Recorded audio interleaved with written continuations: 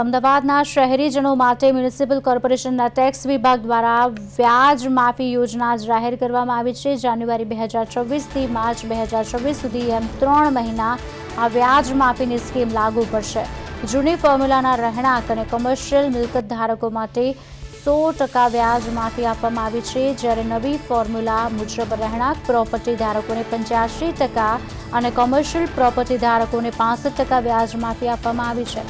દર મહિને વ્યાજ માફીના ટેક્સમાં 5% ઘટાડો થશે। ઉલ્લેખનીય છે કે કોર્પોરેશન દ્વારા બાકી રહેલા પ્રોપર્ટી ટેક્સ પર 18% વ્યાજ વસૂલવામાં આવે છે।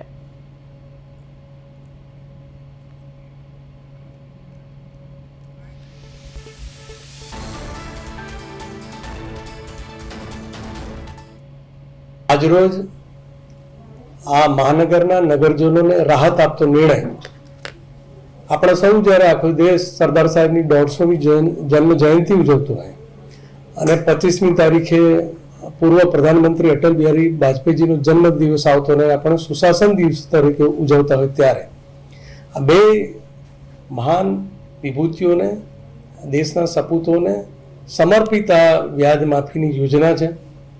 આ યોજના 1 જાન્યુઆરીથી લાગુ થશે। 1 જાન્યુઆરી થી લઈ અને 31મી જાન્યુઆરી સુધી રહેણાંક મિલકતો માટે 85% વ્યાજ માફી, બિન રહેણાંક મિલકતો માટે 65%। ફેબ્રુઆરી મહિનાની 1 તારીખથી લઈ અને 28મી ફેબ્રુઆરી સુધી રહેણાંક ઉપર 80% અને બિન રહેણાંક મિલકત ઉપર 60%। એ જ રીતે 1 માર્ચથી 31મી માર્ચ સુધી રહેણાંક મિલકત ઉપર 75% અને બિન રહેણાંક મિલકતને 50% વ્યાજ માફીની આ સ્કીમ લાગુ કરી છે। સાથે સાથે ચાલી અને ઝૂંપડા માટે 100% વ્યાજ માફી અને જે જૂની ફોર્મ્યુલા છે તેમાં 100% વ્યાજ માફીની આ યોજના આપણે લાગુ કરવા જઈ રહ્યા છીએ। કુલ 25 લાખ કરતાં પણ વધુ મિલકત ધારકો છે જેમના સીધી અસર થવા જનાર છે।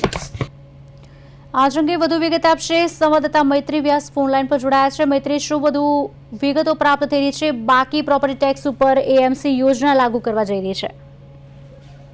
જે ખુશાલી, અમદાવાદના જે શહેરીજનો માટે મ્યુનિસિપલ કોર્પોરેશનના ટેક્સ વિભાગ દ્વારા આજે વ્યાજ માફીની યોજનાની જાહેરાત કરવામાં આવી છે।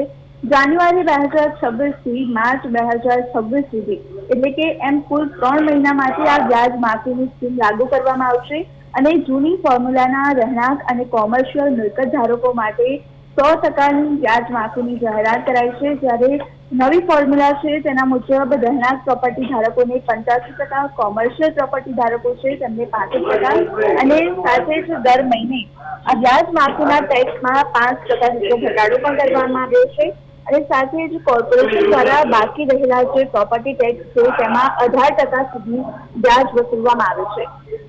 જી, આભાર મૈત્રી।